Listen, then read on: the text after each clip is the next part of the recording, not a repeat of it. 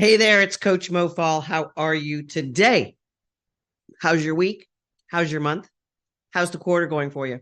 Listen, I'm going to talk to you about something that is unfortunately very important for professional women. You know, my team and I have spoken to over 15,000 professional women over the past almost 8 years now. And one of the things that we see that is holding women back so much, and frankly, it pisses me off. This is a problem that is holding women back in their careers. It's holding women back as powerful humans on the planet. And it is a societal problem. It is a problem with also role modeling and being the woman you want to be, not only for your kids, but for your coworkers. It is a problem that has its roots in how you were raised. Most countries raise their girls very similar ways. Most countries are uniquely crafting different cultural norms for boys versus girls. And I see this now with my grandkids. I have a granddaughter who's 6, a grandson who's 4. I see it in the swimming pools at hotels that I visit. I see it in malls and grocery stores. I see it in how boys and girls play. I see it in so many situations in my life and in my career. I see it on interviews. I see it in sports. I see this problem everywhere I go. I see this at restaurants. I see this with my friends and family. And if you're wondering, what is it that you're seeing, Mo? I'm going to tell you something that disturbs me deeply. And I don't know how to fix it all. But for those women who have worked with me, those women who have leapt forward into their transformational journey and have said, hey, Mo, I don't want to live this way anymore. It doesn't feel good and it's not getting me where I want to go. Can you please help me? We dive into a transformational journey with our professional women in our kick-ass career workshop and transform women's lives that then have a ripple effect, not only for them and their career, but increase their income, increase their confidence, increase their joy and happiness in life. They become beacons and beams of attracting good and wonderful things into their lives. And the problem that has to get fixed, the problem that is vexing women all over this planet, is indecision. Women are programmed not to be decision makers. Women are programmed and expected to go along with what is going on. Even women who are well coached after our 12-week program, I still see them stumbling on this because this is something that is so rooted in how we've been raised. It's so rooted in our identity. We don't want to upset people. We don't want to make them feel bad. So what we do is we feel bad. And often with professional women, we don't even know this is happening. It is so sneaky. We don't even know that we're a victim of indecision. So one of our clients who's in one of my advanced programs has been working with me for over a year and a half now. She's awesome. She's made dramatic changes in who she is, how she relates to the world.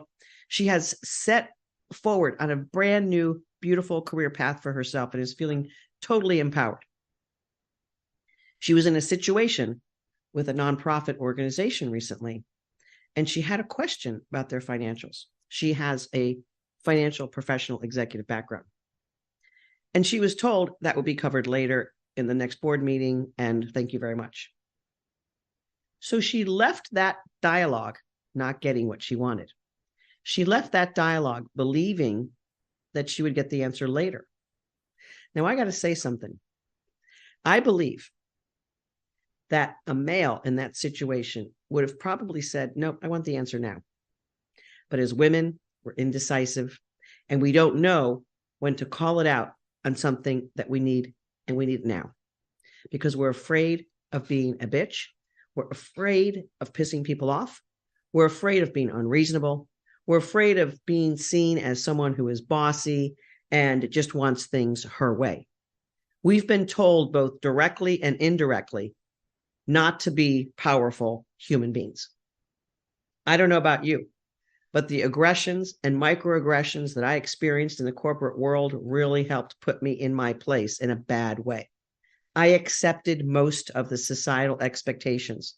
I accepted many of the gender roles. And starting out my career as a registered nurse in a cardiac intensive care unit, where most of the people in charge, the doctors, were men, and most of the people taking care of patients were nurses, were female. I had massive gender role and societal expectations as a nurse to do whatever the doctor said.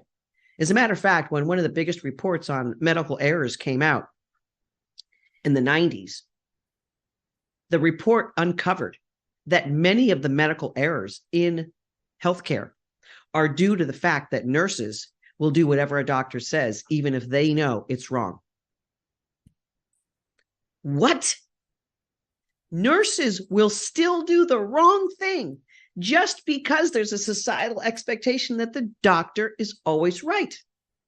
Now, thank goodness, over the past 2 decades or so, we've pretty much cleared this up, but I'm going to tell you, sexism is alive and well. I hear about it all the time with my clients. There's cultural norms of women putting up with whatever they have to put up with. There's cultural norms of expectations that women will just deal with it. They'll just do the extra work. They want to prove themselves, so they're going to take it on. There are workplace environment norms that are so subtle, they're so gender biased, that we will expect a woman to take on something else without any further pay. And if we give that same thing to a male colleague, they may say, hey, am I going to get some extra pay? Oh, yeah, sure. But if a woman says that, she's going to be rebuffed and pushed back. I know it because that's happened to me. There are so many biases and stereotypes that we're still dealing with. And what's more is, as women, we buy into them as well. One of the major reasons why we buy into these factors that cause us to be indecisive is because we also have additional family and caregiving responsibilities that are still heaped on the plates of the women in the society. And multiple roles and juggling and having emotional attention elsewhere causes us to doubt ourselves in our corporate and professional world. Sometimes we don't want to make commitments or be decisive because we're afraid we might be pulled in another direction and not be able to fulfill that. This is a fantastically difficult problem to solve. It affects our ability to negotiate for ourselves, to be our advocate, to be empowered. And also it affects our ability to empower our teams. And when we are in an indecisive mode, we're going to take less. We're going to take being treated poorly. We're going to take whatever is given us. So many times on our complimentary career clarity calls, I'll hear something like this from one of the women we're talking to. Oh, I've never really had to find a job for myself. I've always been pointed in the direction of a new opportunity. And meanwhile, their career is flat because they haven't advanced. Why? Because women are indecisive about whether they can do that next level job. Women are indecisive about whether that next level is going to mean extra work, and they can't handle it because they've got these family and caregiving responsibilities that they're juggling. I know as a working mom, when I upped my game at my corporate jobs and took that next level job, I had to get more creative. I had to also advocate for myself and leave work when I needed to pick up my kid at aftercare. Or in the case of being a basketball coach for my daughter, I had to carve out the time. I had to put what I wanted to be as a priority in the priority column and still get my job done, which I did. I did because I was decisive. I did because I was able to own the truth of the fact that I was great at what I did, and I also had other things to do in my life. So many women we see, they're tangled up in knots, trying to figure out if what they're doing at work is good enough, or are they going to have backlash for leaving to go to their son's baseball game. When I was a chief operating officer, my last role that I had in corporate America, I had a young woman who reported to me. She was a director. We later helped her get to be a vice president. And she was working almost round the clock because she felt obligated and loyal to the programs growing and the things we need to do. And her son was a baseball star. And I said to her, please give yourself a deadline when he has a game, that's when you leave the office. You got to give yourself the boundary that's when you leave the office. And I said, look, if you communicate properly, you're going to be able to tell the people who rely on you for decision making or some other things that might be necessary in those hours where to reach you and how to reach you. Maybe there's a code language on a text. She said, I never thought of that before. I always thought I had to stay here in order to prove that I was a company gal, in order to prove to my team what work ethic looks like. And I said, I want you to prove to your team that you can do your job in a reasonable amount of time. And from time to time, you may have to stay late, but you're prioritizing your son and your family life as well. Now, I know not every boss has an open mind like that. I get that. But if you're stuck in a role and you have layered years, months, decades of indecision on that role, you are stuck in a rut, I can guarantee you.